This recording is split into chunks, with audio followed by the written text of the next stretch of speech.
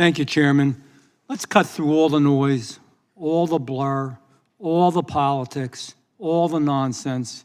Nobody on this side of the aisle, because it was repeated again over there before, ever said that immigrants are bad people. We love legal immigrants that come here the right way. They are great Americans. I'll tell you a story real quick. I was picked up in a taxi cab the other day in Washington, D.C.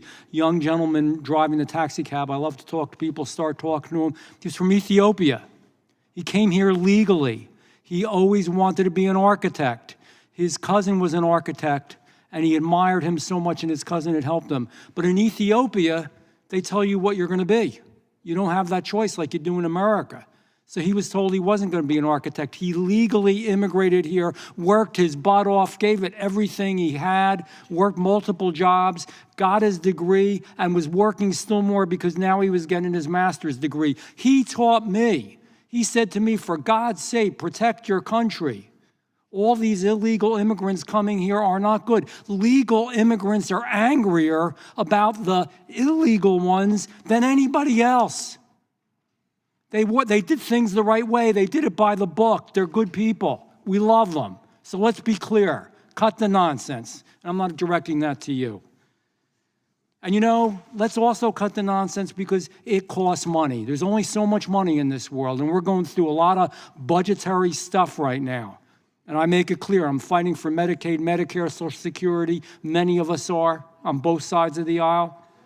But when you're spending money on this stuff, it's less money for our children. It's less money for our seniors. It's less money for our veterans. It's less money for our disabled, because we don't have an endless amount. So when you are spending tax dollars on that, our American people in our cities and in our rural areas and everywhere in between are getting hurt.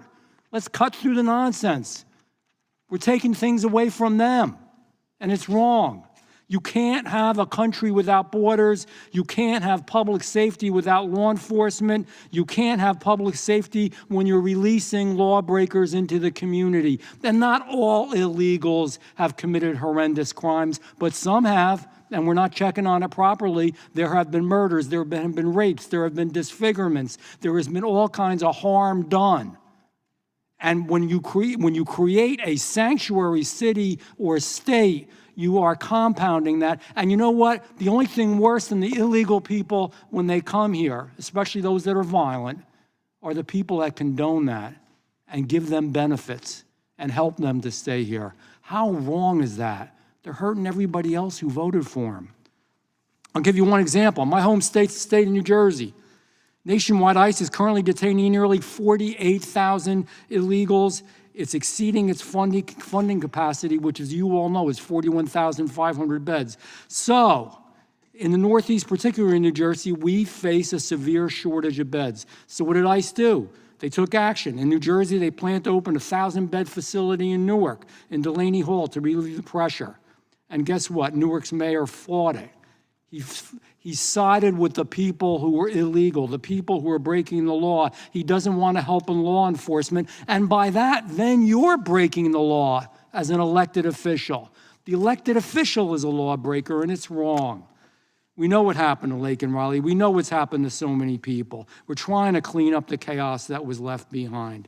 Bottom line, I have a couple questions here. So I want to, Sheriff Wagner, you face legal threats for doing what you're doing. Could you tell us a little bit about that real quickly?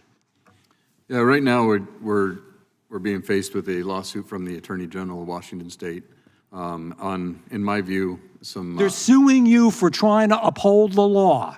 What a crazy world we live in. I'm sorry, I didn't mean to interrupt you, but how awful that is. That's okay. Because it pisses me off. Yeah, I get it. It pisses me off. But the reality is that it's some of the circumstances that have been, it's very political. It's politically driven, and it's unfortunate that we're in that position because we, like I said before, we've had a jail that's been closed for 3 years. I'm not housing people. I use outside entities to do that. I don't have the resources and manpower to go out and round people up out in the fields. Not only that, the other mentioned person that was here earlier, look, we're a small community, and I do have the trust of my community. I have a 2/3 Hispanic population in my workforce at the sheriff's office.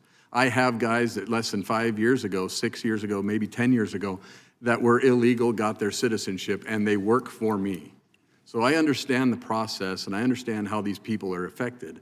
The whole fear-mongering is coming from both sides, quite frankly, but it does come, and it tries to hit our community because we are a Hispanic population of 34%. And there's the truth. That's There's the truth. And we unfortunately are dealing with a nationwide problem where the border is the southern border, not the northern yet.